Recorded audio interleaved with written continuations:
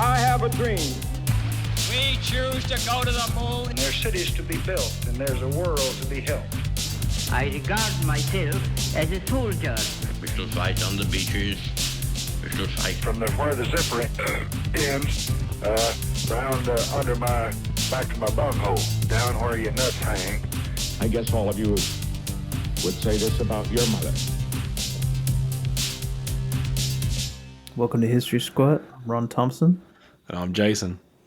What do we got this time, Jason? I'm calling this episode The Dog in France.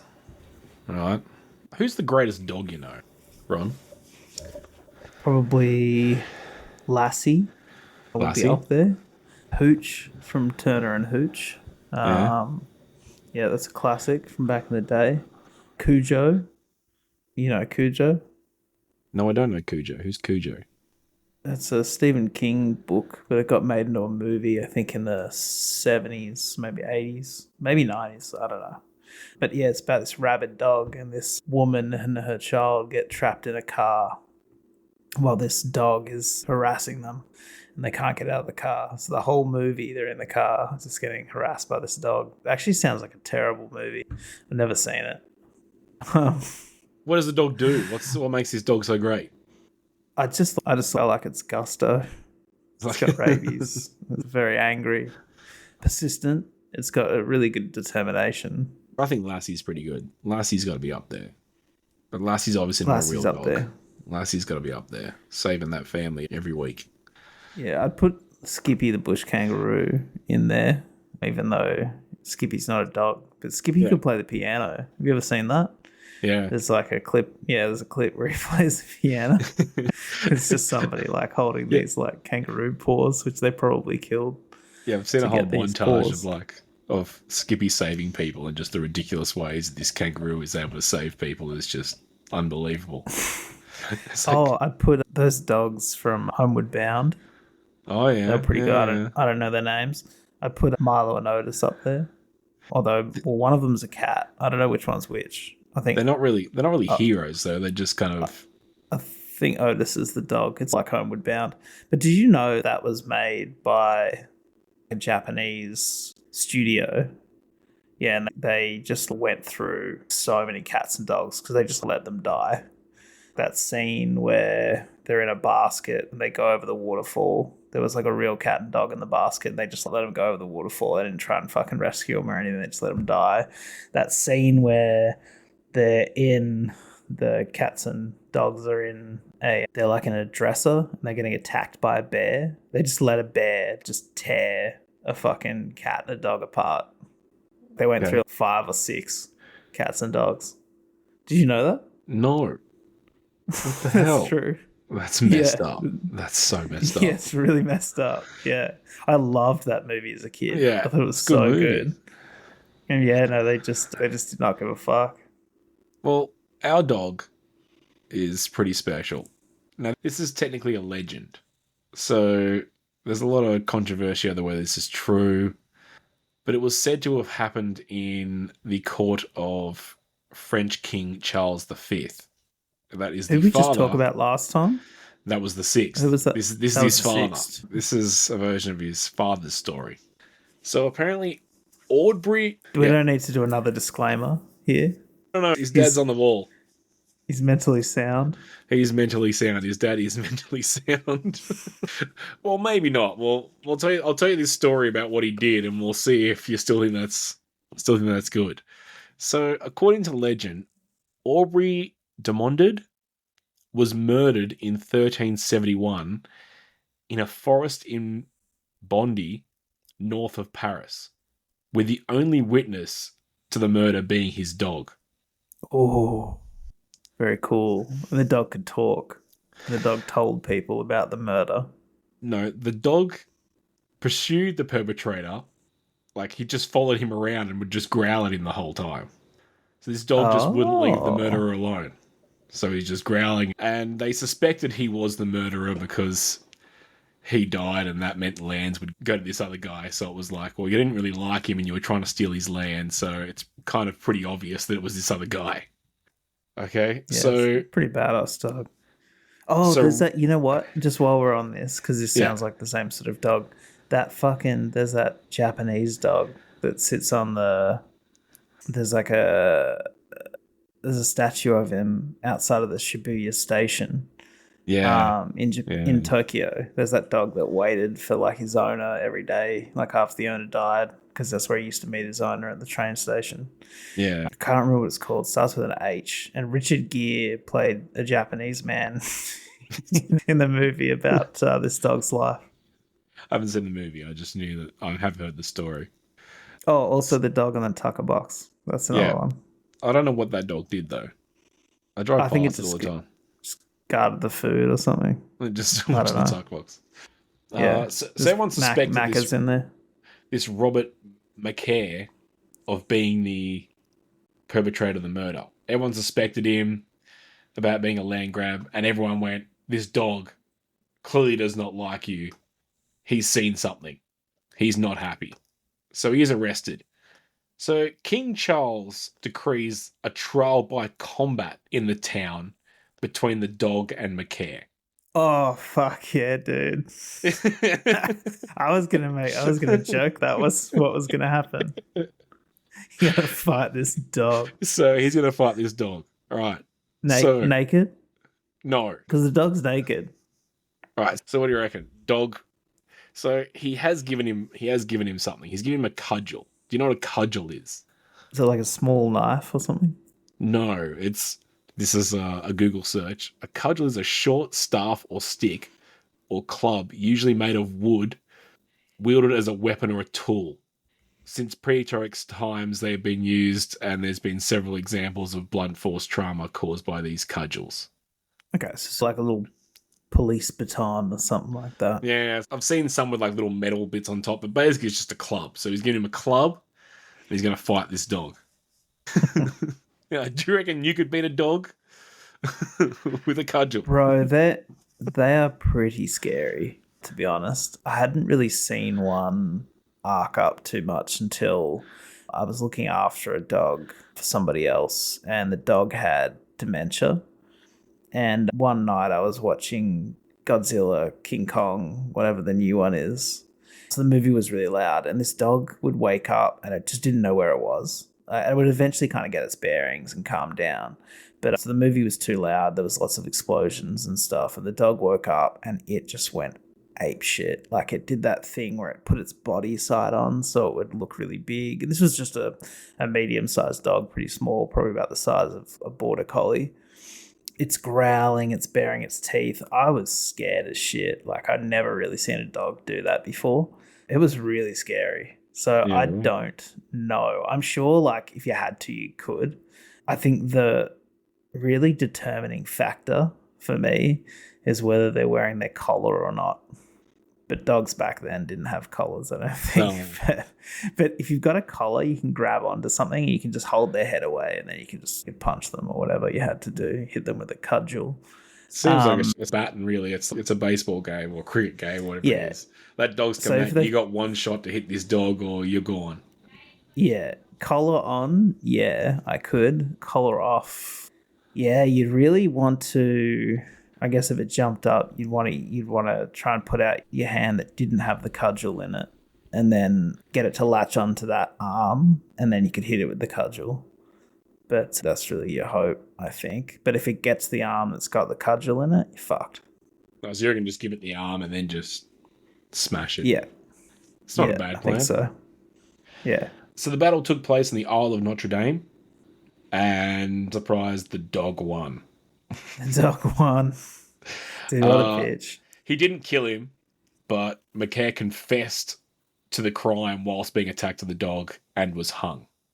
Oh, wow. How did they get the dog? The dog just went around growling, but like, how'd they actually get the dog to fight the man? He was already riled up. This dog was like a cool. It's basically says he's been pursuing him and growling at him for days. Like he wants. Yeah, I he's know, wanted but to- growling's different to attacking. Yeah, I guess. But I guess think you put he- him in a small space. Yeah. Don't know. Dog feels threatened. It Back is a up against the legend. wall, and it just It is a attacks. legend. It is a legend. There's lots of accounts of people writing letters about this, but there's a few they think are fakes, and no one's really sure if the story's true. Oh, I hope it's true. It's so good. But in the 19th century, a French play was created about this event. So in 1814... Wait, is that Les Mis? No. It's Les, called the Les dog... Miserables? It's called The Dog of Montgrasse or Murder in the Wood are the two names for this play. So it lasted from 1814 and was uninterrupted in theatres until 1834. Wow. So they did like a 20-year run of this play. It was the most popular melodramas of the age, was translated into multiple languages and performed across Europe. Wow. So the Hamilton of the day. So this sort of became a huge play. And yeah, even made it to the United States, according to this. There is a statue. Sorry. The dog was played by a man. No, the dog was played by trained dogs. Oh, shit. I would have thought... Yeah. I thought maybe they did like a pantomime and they put a man in makeup and they're like, yeah, that's a dog. No, they claim to have trained dogs to do multiple different things to attack. Yeah, perform these plays. They had trained dogs for all these plays, which I thought was really interesting. I was like, were they using dogs? Yes, they were training dogs to do plays. And the story is a huge drama, and they had all these stories about this man and he's falsely accused, but he's a hero. And the story is very much different to the legend we just heard. They're saying he's falsely accused. No, it's turned into this huge drama with all these characters, and instead of it being a guy walks into the thing, he's murdered, there's a character and he owns the inn, and this person's been plotting, and this person's actually a mutant, and this person's falsely blamed for the murder, but they're not. So it's a whole it becomes a drama of bit of a back and forth. Yeah, so it's a musical? No, it was not. It was a melodrama. It was a melodrama. There is a statue. So dog's not rapping or anything. No. I don't know what the dogs were doing. I assume they were just running around on stage. That would have been quite impressive, I would have thought. Sort of dog play. What'd be sick is if they just went like hyper realistic. So they train this dog, and every night a man is killed by a dog in this play. That's the real draw card. So just come and watch a man die by a hand of a dog. He's got the dog to murder someone every night. Yeah, right. Dog's got a taste for blood. So yes, a very popular play, and there is a statue, as we were talking about before, with the dog on the tucker box and the Japanese dog. There is a statue of this landmark in the French community of Montgrasse, as well as many other artworks. There's some quite old style, old Roman classical paintings, that sort of stuff. I've seen a bunch of them, and it's just where this man's fighting a dog, and that Renaissance art style. Maybe they did the girl with the pearl earring, but like this dog, or the girl in the clam shell. I don't know what that's called. The girl in the clam, girl in the that. But the dog, that sort of stuff. No, not that sort of stuff at all. Is the statue like David? It's got hyper realistic genitalia. No, I believe the genitals of the dog have been covered. It's not just hanging one out. Was it a male dog? I assume so. It doesn't say, actually. I never found about the version whether it was a dog or a male or female. No idea. Does it matter? Why does gender matter so much to you? I guess it really doesn't in this particular situation. So that's pretty much our story about the dog. A quick, short one. Yeah, I mean, I thought it was a good tale. Some intrigue at the beginning, and then just forcing a man to fight a dog to the death. What more could you ask for? Do you think what more? Yeah, you could just put dogs up, you could just train a dog to just fight, then just have the dog as your champion and just run around accusing people, and then just seems like you could take advantage of this quite easily. Yeah, but I guess you go town to town, faking your own death. Yeah. And then having the dog fight for your honor. And then I guess, just leave the dog with a note or something, just being like, hey, put a few coins in the purse around the dog's neck. And then the dog will leave after the fight. And then, I guess you just find the dog and keep going on to the next town, fake your death again. Yeah. Bit of a money spinner. His dog's just murdering people for fun. It's a pretty good dog.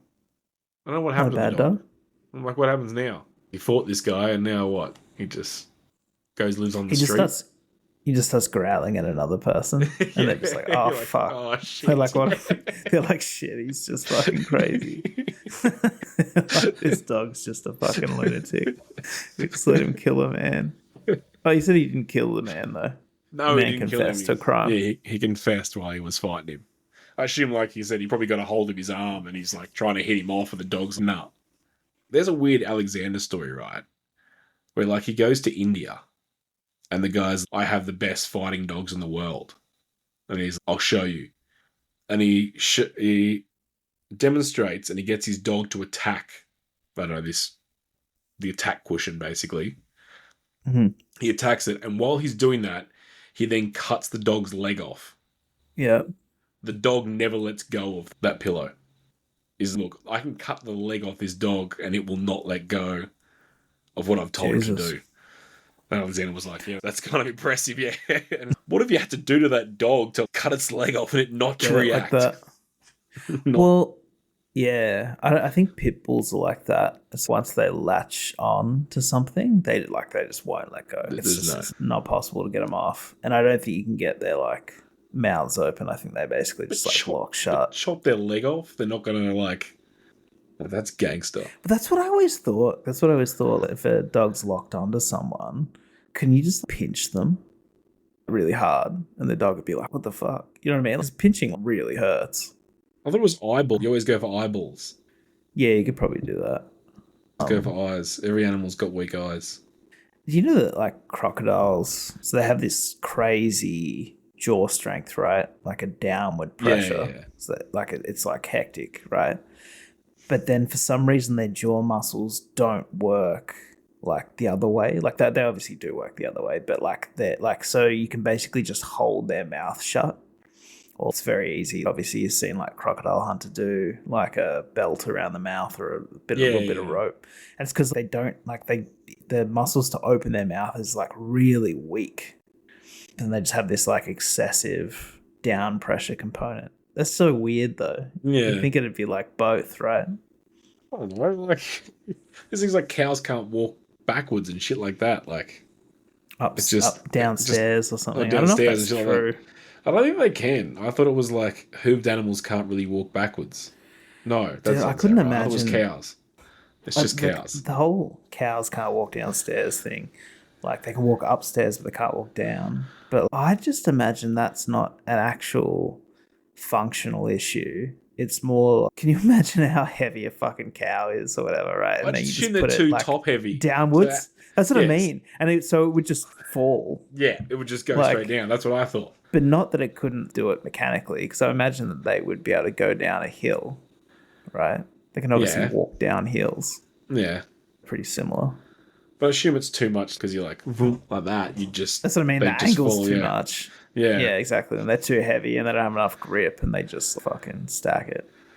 I don't think cows are also climbing that many hills. They're not like mountain goats. They're just like grass plains. I'm sure they're climbing small mountains. I'm just saying they're not like hiking up mountains or anything. Like, oh, I saw this place in Canada in a small town and it was like really weird. It was like a concrete yard or something. But then it was also like must have been also like a cow farm. And there was this big hill or mountain immediately behind this thing. And yeah, and there are these really steep paths going up there. And the cows were walking up them and feeding. And it was crazy steep. Okay. So they obviously can. Don't know. Maybe we should look up cows. Would it? The whole next episode on cows? Next episode on cows. The history of cows? It's just cows. It's just a cow podcast. It's just the history of cows. We'll just sample some cow dung. Is cow dung edible? No, it is not. I'm sure it is. I don't think it is. It's well chewed because they've got 4 stomachs. Yeah. And so they did that thing when they chew cud. So they chew on it for fucking hours. They swallow it. They vomit it back into their mouths. They chew on it more. Then they swallow it again and stuff until eventually they're happy with it. And then they'll digest it. But you can eat their shit. Probably. I don't think any animal can eat any other animal's shit and it be sustenance. Dogs seems to be alright. I don't think I could feed my dog continuously shit. We'll eat shit, No. but I don't think it's a healthy diet. No, that's more for like microbes. Have you seen those videos where they get the dog to choose between the vegans and they're like, my dog prefers lettuce over meat, and they put the lettuce in front of them and the meat in front of them, and they're like, look, They always go for the meat. Yeah, always. And they're like, what are you doing? Yeah. What are you doing? We like lettuce. I'm convinced that you could put dog shit in front of them or lettuce, and they'd still choose the dog shit. Probably, yeah. Yeah. Probably. Well, I'm convinced that. Yeah, Jesus Christ. I told you that story about how I was looking after that dog and it would eat its own shit. And it was out in the backyard. And it hadn't done it the whole time, but the owner said that it would, right? Just because I think she kept them like on a pretty strict diet. So I think it's like they're getting enough calories and stuff. But this dog obviously wanted more. So like they'll eat their own shit or other dog shit to get more sustenance. So I guess it would do that. So it was out in the backyard and I saw it eating its own shit. And I was like, oi. I called the dog's name. I was like, oi, whatever. To get it to stop. And this dog looks up. It's got this shit in its mouth. And then it runs at the house full bolt with this fucking piece of shit hanging out of its mouth. And I'm like, fuck, I'm in the kitchen. So I run to the back door to lock the doggy door. Because I'm like, it's just going to run into the house with this shit in its mouth. And I managed to lock it in time. But it's like a see-through doggy door. And so this dog smashes into the doggy door with the shit in its mouth, and the shit just mashes up against the doggy door, which is see-through. I was just like, fucking hell, you lunatic. Yeah, disgusting though. It was gross, dude. Like, it was just swallowing them down like a fucking seagull gets down. But the owner had warned you about my dog occasionally eats shit and brings it inside. No, just that it eats it. It was my fault because I called out to it to stop. But as soon as it heard its name, it's like, oh. I'm coming inside. Yeah. Yeah, that's disgusting. Yeah, it was pretty filthy. That was pretty gross. Well, and you got to think, too, because you see a dog and you're like, this dog's cute. And they always want to lick your face. But you've got to remember that they do stuff like that. And you got to be like, absolutely not. Yeah. There's a lot of people out there that do that, though.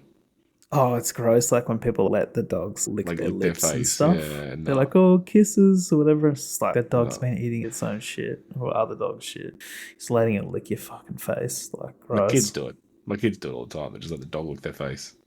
Yeah, I mean, it's more of a I think it's really disgusting, but I'm just thinking about it. But I actually don't have a problem with them doing it to kids because it's good for their immune system. So, do you know what I mean? Like getting the vaccinations, yeah. Yeah, exactly. You can do what you want, but I'm not going to do it. Yeah. No, that seems fair. Do you want to do an ad right now? Sure, look, yeah, let's do the ad. Let's do the ad now. So just, for potential advertisers, having listened to that, brilliant content that you've just listened to, obviously, you want to advertise with us. So I just thought I'd show you, what we can do. So, young Jason, life is about connection. It's about belonging. It's about finding your people. But if you're listening to this, chances are you haven't yet. Maybe you feel invisible. Maybe you struggle to break the ice. Maybe you spend your nights scrolling through your phone, watching everyone else talk and laugh while you sit there alone. Well, that all changes today with D-Zire. D-Zire isn't just a pill. It's an opportunity. A way to step out of the shadows and into the limelight. A way to finally be someone that people want to be around. With just one dose, you'll find yourself filled with the confidence, the charisma, and most importantly, the undeniable urge to suck other people's cocks. And here's the thing. They love it. You see, when you approach someone, earnestly, sincerely, and enthusiastically suck on their cock, walls come down, trust is built, and friendships form. suddenly you're no longer just another person in the background. You're someone they'll never forget. A true friend and a confidant. D-Zire is your chance to break free from loneliness, to experience true human connection, and to finally belong. All you have to do is take the pill and start sucking. So put your trust in D-Zire, because everyone deserves a taste of freedom. Oh, friendship. Everyone deserves a taste of friendship. Sorry, advertisers. So, yeah, what'd you think of that one? Oh, by the way, if you want to get in touch with us about advertising or really about anything, if you just want to send us some hate mail, you can send it to historysquirt.podcast@gmail.com. What did we think of that one, Jason? Any questions? Yeah, I've got many questions as always. You understand the product? Yes, I do understand the product. It's a pill that makes you want to suck dick. It's quite a simple thought. Now, obviously not good for children, I would assume. We're not selling this to children. We don't want children sucking dicks. No. So I mean, that is obviously of concern. That, yes, you could that was misappropriate the pill and use it for sort of nefarious means. But I will say that every packet comes with a small note that explains not to do that. Yeah. So we're not really concerned about sort of misappropriation of the and the when pills. when the first order comes in for 1,000 for the Catholic Church, what are you going to do?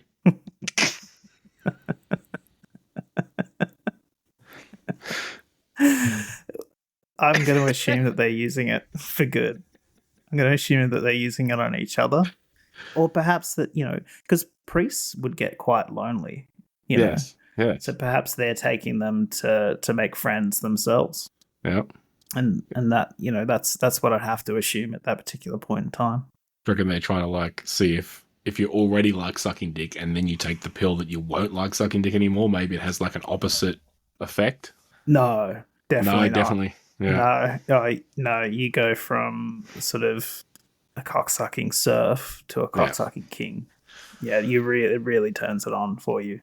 And how about just good old fashioned the club? This pill good for that too? I don't really like the way that you phrased that question. Yeah. It's not good for that. No. Yeah. Like I said, every box comes with a small sort of note, a disclaimer that basically says, not to use this product for, deceptive or nefarious purposes. So, so we're not really concerned about that sort of behavior, because obviously people are going to read the note and then they're going to act appropriately. Yeah. Now, is it morally wrong to give it to my wife? If she knows that she's taking it, then no. Okay. How do you think I could convince her to take it? I think all guys want to know how they can convince their girlfriends or wives to take this product. This is not just for me. This is for the people. Everyone wants to know. But the problem with that is that you're already friends. Yeah. Or are you saying that you're not friends? No, we are friends. She would have to take it to become your friend. Well, she wouldn't need to. I know. I liked your idea of trying to sell it to people to make a friendship, but let's be honest. This is sex drugs, is it not? Is it not what? Is it not just this is just a sex drug, really? It's not for lonely people. It's for. I know you were trying to get people to find friendship with a dick sucking pill, but people might find, as again, I always find that your products, you're not marketing to the right people. There's a lot of people out there that you're not thinking about that are going to want to buy this product. Look, it really is a product for lonely people who want to make friends. If you're trying to break into a new friendship group, people are just, they're going to want you around. If you're on this, particular pill, it's, it breaks down sort of social class, and class barriers. Breaks down all sort of barriers. So I mean that's sort of what we're going for here. Okay, so with that group setting, right? So if I take the pill, how many dicks will I be sucking? Oh, all of them. All of them. You won't stop. You won't stop stop. until every dick is sucked. Yeah. In like, It's got so about what a sort 4-hour time span. 4-hour time, right? Yeah, okay. Yeah. That's a lot. You can get through a lot in that So time. if you're still insatiable after 4 hours, we do recommend that you see a doctor. Yeah. Or some But sort of you like, will probably suck their dick. So,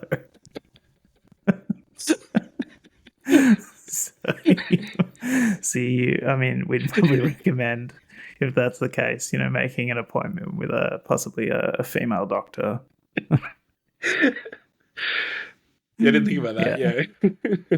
You just I've got this problem. What is it? Oh, yeah. Another one of you guys. I was just thinking about the guy rocking up saying, "Doctor, please help," and then immediately sucking his dick. And the doctor just going, "Well, I know what's wrong with you again." Yeah, I don't see what the problem is here. Yeah, okay. That's a new product. How much would this cost me? It's about, well, I haven't really thought about price. Probably around $20 a pill, I'm thinking. Yeah. Something like that. So Seems good. yeah. I don't know, like 4 10 hours pills, of fun, like $200. Well, I want to go to the movies. That's 2.5 hours. It's going to cost me like $30. So and I'm probably not getting the protein that the other one would be. Probably just You're going to take it? no. Well, I thought you wanted to give it to your wife. I was saying if you go to it. if you go to the movies, you sit down, you have some popcorn, you eat the popcorn. If you're sucking dick, you're gonna eat a lot of protein. Cum's got like 40. It's got a lot of protein in it. Cum. Does it? Yeah, I believe it's a ham sandwich worth of calories. That's something I read a long time ago. It's very healthy for you, actually. You should start eating your own cum. I'm not going to do that, but it might be a product for next week.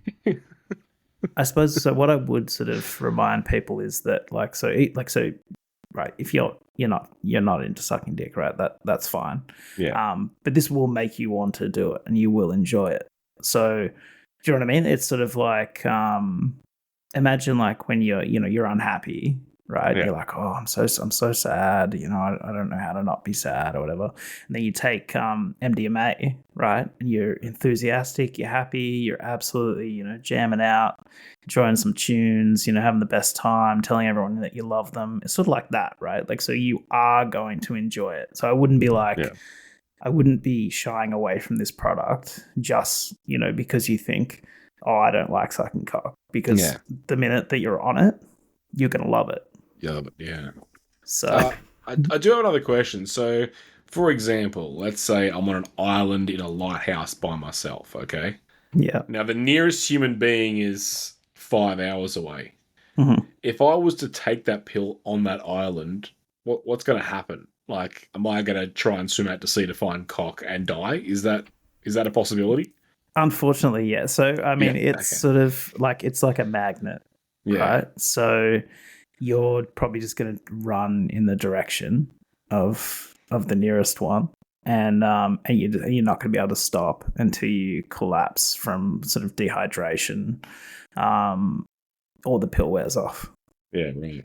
So unfortunately, it does actually give you increased sense of smell, so you can actually sniff out, the nearest cock, even if it is like 4 hours away, right? So something to keep in mind. It's written on the box, obviously. Take whilst close to cocks. Yeah, I mean, obviously, the instructions are sort of, take in a sort of what's the word? A friendly environment. Take it when you want to, and make sure that you use kind of responsibly. If I take it now, I'm just going to immediately like run next door and just like try and find the closest guy and like suck his dick. That doesn't sound like a good plan. Like, just that you would go out and find anyone's. Well, yeah. What happens if the guy next door takes it and all of a sudden a random guy just runs into my house just trying to find me? I just run around the house like with a cricket bat trying to fight off a guy. He's just like, I just took the pill. There's nothing I can do. Well, then guess what? You've just made a new friend. And then let's say I have to fight him for 4 hours, or he succeeds hour 2, then he's just going to run to the next house and just start going again. And he's made 2 friends. He's made 2 friends.